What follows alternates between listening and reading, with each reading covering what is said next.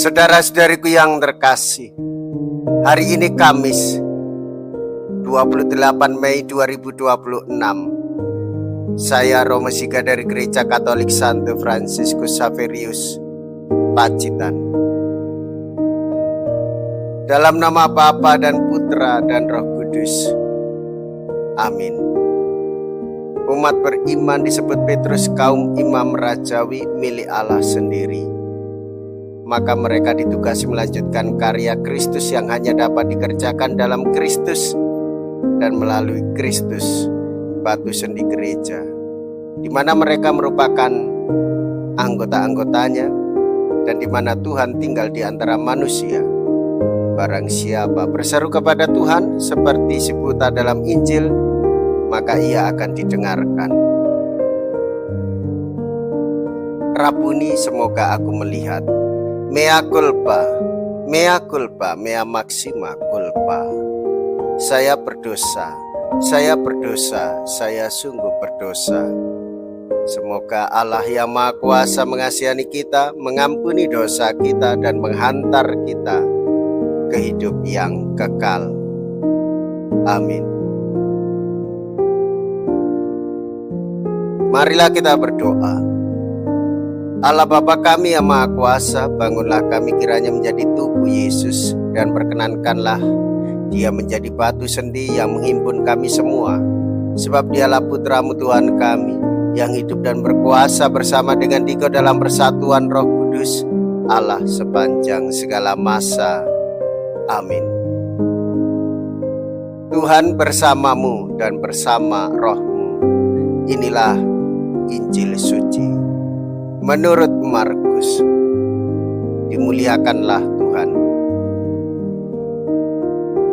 Markus bab 10 ayat 46 sampai dengan ayat 52. Pada suatu hari, Yesus dan murid-muridnya tiba di Yeriko.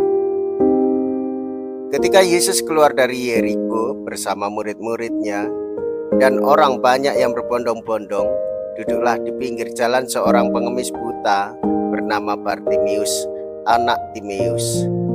Ketika didengarnya bahwa yang lewat itu Yesus orang Nazaret, mulailah ia berseru, "Yesus anak Daud, kasihanilah aku." Banyak orang menegurnya supaya ia diam, namun semakin keras ia berseru, "Anak Daud, kasihanilah aku." Maka Yesus berhenti dan berkata, "Panggillah dia." Mereka memanggil si buta dan berkata kepadanya, "Kuatkanlah hatimu, berdirilah. Ia memanggil engkau." Orang buta itu lalu menanggalkan jubahnya. Ia segera berdiri dan pergi mendapatkan Yesus. Yesus bertanya kepadanya, "Apa yang kau kehendaki ku perbuat bagimu?" Orang buta itu menjawab, "Rabuni, semoga aku dapat melihat."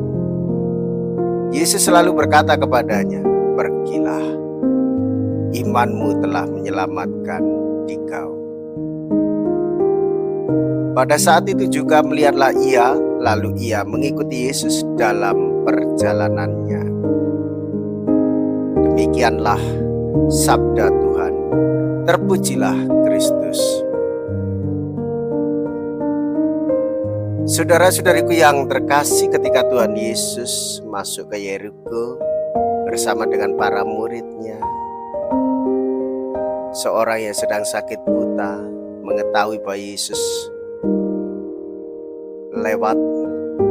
Ia rindu berjumpa dengannya. Ia rindu disembuhkan. Ia memohon kepada Tuhan Yesus supaya ia disembuhkan. Saudara-saudariku yang terkasih, seruan "Kasihanilah aku" juga masuk dalam tata perayaan Ekaristi sebagai bentuk pertobatan. Dari sini kita belajar banyak bahwa hendaklah kita memiliki kerinduan kepada Yesus, ingin berjumpa dengan Tuhan Yesus, minta disembuhkan lahir dan batin, sehingga hidup rohani kita semakin bertumbuh. Saudara-saudariku yang terkasih, panggilan Bartimius itu bahwa Yesus anak Daud merupakan daya kekuatan mesianik. Yesus adalah Raja, Yesus adalah Juru Selamat. Dan ini yang kita imani. Dialah Allah Putra yang dijanjikan untuk keselamatan umat manusia. Sebagaimana Bartimius mengakui dan percaya. Bartimius berseru, hendaklah kita juga berseru dan melakukan sembah sujud kepada Tuhan Yesus dalam perayaan Ekaristi. Karena di dalam Tuhan Yesus kita diselamatkan, sehingga hidup rohani kita semakin didewasakan, yaitu suka membantu dan menolong sesama di sekitar kita. Marilah kita berdoa.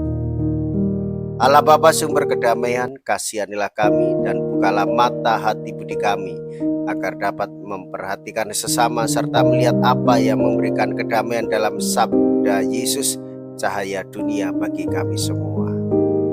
Sebab Dialah Tuhan dan pengantara kami. Amin. Tuhan beserta kita sekarang dan selama-lamanya. Semoga Allah yang Maha Kuasa memberkati saudara sekalian, Bapa dan Putra dan Roh Kudus. Amin. Saudara-saudariku yang terkasih, pergilah, ibadah sabda sudah selesai. Syukur kepada Allah.